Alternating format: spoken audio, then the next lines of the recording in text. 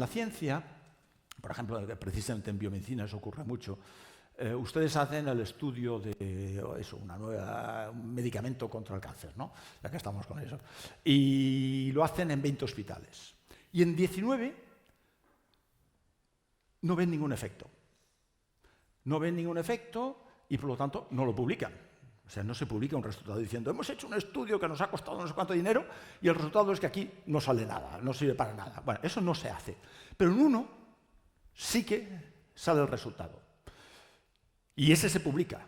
¿Y qué es lo que ve entonces la sociedad, los lectores? Pues lo que ven es que ese medicamento funciona. No ven que en 19 sitios no ha funcionado y que, por lo tanto, muy probablemente eso es simplemente una fluctuación.